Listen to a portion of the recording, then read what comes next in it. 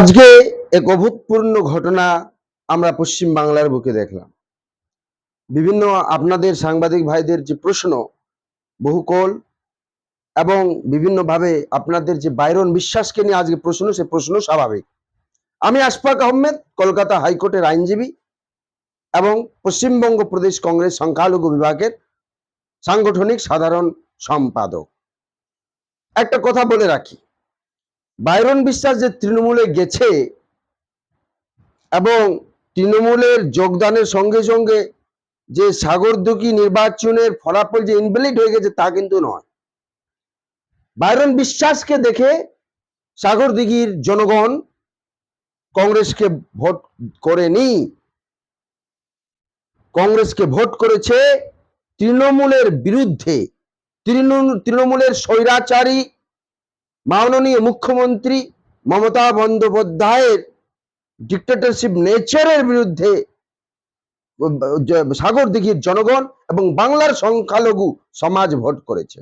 আমি বলতে চাই, যখন স্লাইডিং পজিশন, যখন তৃণমূলের সংখ্যালঘু ভোট চলে যাচ্ছে, সংখ্যালঘু ভোট হারিয়ে দিচ্ছে আমাদের নেতা, আগামী দিনের ভারতবর্ষের ভবিষ্যৎ, আগামী দিনের ভারতের প্রধানমন্ত্রী শ্রী রাহুল গান্ধীজি পপুলারিটি যখন বাড়ছে, কেজরি যখন এখান থেকে চলে যাচ্ছে ওখানে, মমতা ব্যানার্জি ঘাবড়াচ্ছে।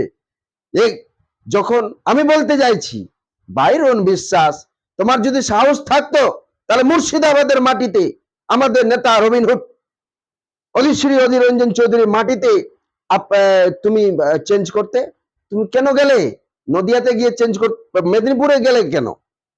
অন্য জায়গায় যেতে হলো কেন? তুমি মুর্শিদাবাদে ক্ষমতা নেই। আসল ব্যাপার হচ্ছে, সাংবাদিক ভাইদের বলছি এবং বাংলার আপনাদেরকে বলছি যে আসল ব্যাপারটা কিন্তু তা নয়।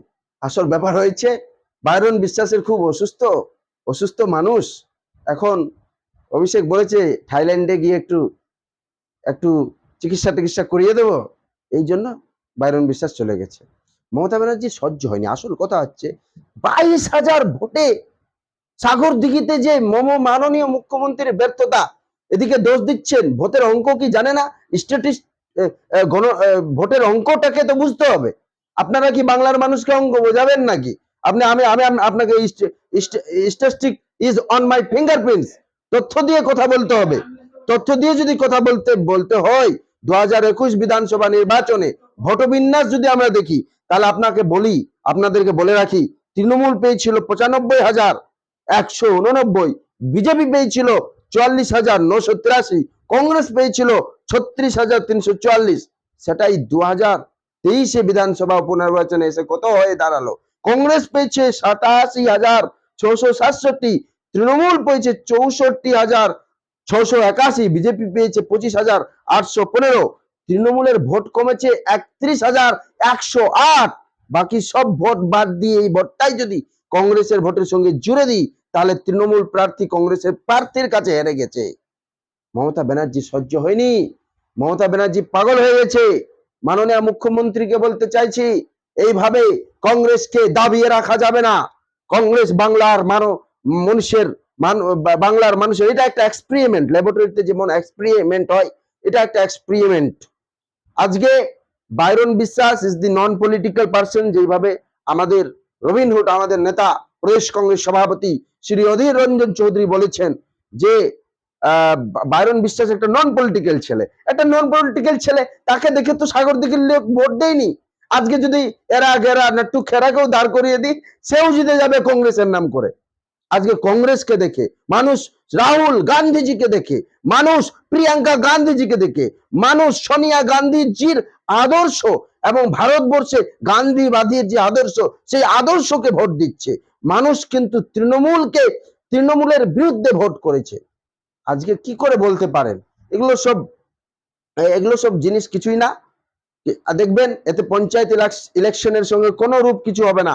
যেই দিন বাইরন বিশ্বাস লুকিয়ে ভয়ে হাফ মিনিস্টার পাওয়ার জন্য, বা ওকে ধমক চমক হয়তো দিয়েছে, বা যেটাই হোক না কেন, সে গেছে, সেই দিন তার ক্ষমতা হয়নি, সে মুর্শিদাবাদের মাটিতে সে যোগ করবে। সে জয়েন করেছে অন্য জায়গায় গিয়ে, 6 মাসও ঢুকতে পারবে না এখানে। ব্যাপার হচ্ছে অন্য জায়গায়। ব্যাপারটা খুব কৌশল ভিত্তিক দেখতে হবে। মাননীয় মুখ্যমন্ত্রীর সহ্য হয়নি যে কংগ্রেস জিতে গেছে, এটা মাননীয় মুখ্যমন্ত্রী মমতা বন্দ্যোপাধ্যায়ের সহ্য হয়নি। এখন এটা সেটা বুঝিয়ে কোনো লাভ নেই। বাংলার মানুষ জেগে গেছে। তৃণমূল বিরুদ্ধের সংখ্যালঘু ভোট কংগ্রেসের দিকে চলে এসেছে। বাংলার মানুষ বুঝে গেছে, বাংলার সংখ্যালঘু বুঝে গেছে, বাংলার মাইনরিটি সমাজ বুঝে গেছে, বাংলার অত্যাচারিত সমাজ বুঝে গেছে, বাংলার যুবক বুঝে গেছে, বাংলার ছাত্র বুঝে গেছে, বাংলার সকল চাকরি প্রার্থী থেকে শুরু করে বাংলার বেকার যুবকেরা বুঝে গেছে যে Congress is the only one, কংগ্রেসই একমাত্র বিকল্প, কংগ্রেস ছাড়া কোনো গতি নেই। আগামী দিনে ভারতবর্ষে কংগ্রেস সরকার গড়ছে 24-এ, আর 26-এ আমরা বাংলায় টার্গেটে আছি। এর থেকে কিছু বেশি বলবো না। বাইরন টাইরন no factor, only is Congress factor. ধন্যবাদ।